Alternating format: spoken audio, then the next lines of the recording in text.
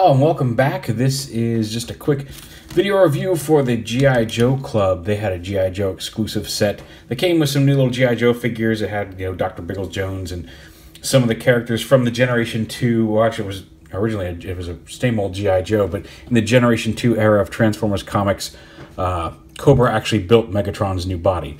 And so they put the G2 Megatron Legends version of the tank, and you can see it's translucent or transparent plastic here, because it's supposed to represent the smaller hologram that they used to build his big body. But it's a G2 Megatron in Legend size, which I wanted to get, and I found one on eBay for like a really nice price. So I went ahead and picked it up because I do like the Tiger Track Deco Megatron that we got with the Pretender, but I think I'm going to stick this guy in the shell just because he's a G2 Megatron and he looks, I think, really nice with the G2-esque themed Prime that came with Prime's Pretender shell. So we'll see, because it's the same mold. You're going to attach everything exactly the same way as you could to the version that actually came with the Pretender shell. But just to show them off right there, it's a really neat, it's the green and purple tank. I do wish maybe they'd found a way to make the gray bits purple on here, but hey, whatever. Beggars can't be choosers, and I think it's a nice little homage to the G2 tank Megatron. Like I said, that works really well with the Prime.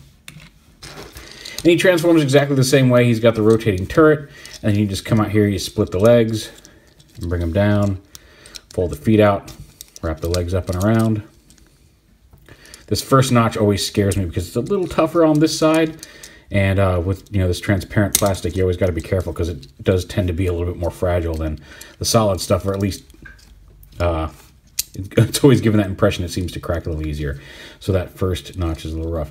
Then he split his arms out, push his chest down, and lock the arms into place. Rotate them forward, rotate the gun around. And there's a Megatron in robot mode.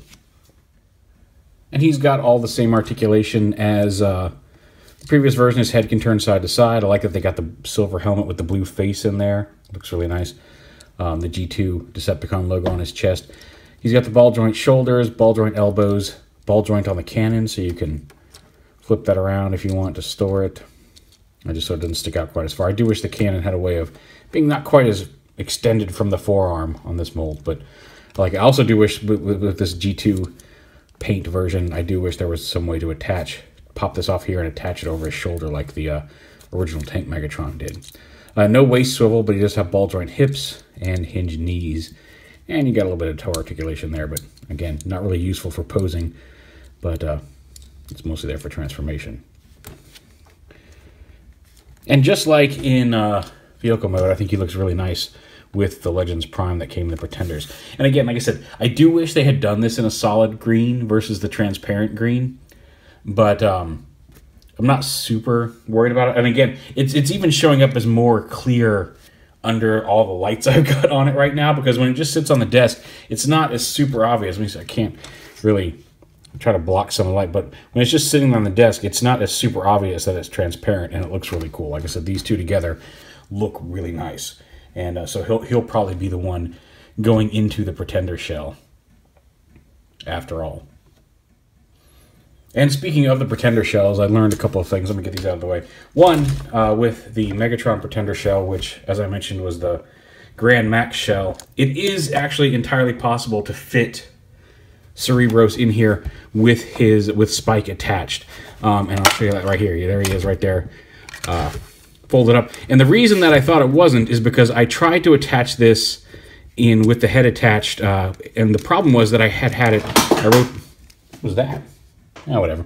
I had these rotated this way, so I got this to fit in back here like this, no problem, and it looked like everything was fine, and I was trying to close it up, and something, like I said, I can push the feet together, but something up here on the top was keeping it from closing, and I thought it was the head, and it turns out it's actually the way the arms fit up in here. The arms don't go all the way up to the front. So, like, when I pulled it out, and said, what is wrong with this? And I popped the head off, and then when I went to stick it back in, I didn't realize that I had, like in the course of manipulating it, I had actually pulled these back around. So when I put it back in the proper way and it closed up just fine, I thought it was the head that had been causing the issue. But it's not. You just got to make sure that the Fort Max's face is facing the front of the robot and Spike is facing toward the back. and then tilt the legs back that way. And then it encloses, you can see it encloses the whole head in the shell just fine with spike attached. So, just FYI. And one other brief update here on the shells. Prime, if you remember, I was talking about it was kind of a shame that, like, if you stuck it in, I'm pretty sure I stuck it in the way the instructions illustrated it. It was causing some paint wear on the up here on these ridges on the side of the truck. And it turns out if you actually push this up like you're supposed to, and instead of sticking it in like this, where those tighter, these are slightly tighter, rub up against the doors, if you just flip it around like this, so the hood of the truck is facing ultimately down in pretender mode, it goes in just fine.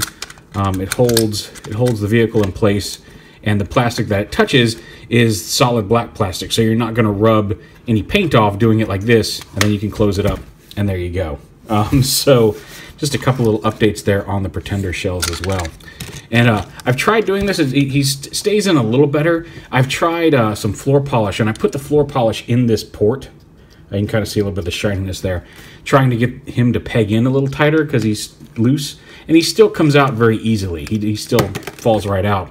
But it's hard to get the polish to stay in there because if you lay it down like this and try to coat the sides, all the polish tends to drip down into the bottom of the port, and you can't really hold it like this because then it all just drips out the bottom, which is what some of this is.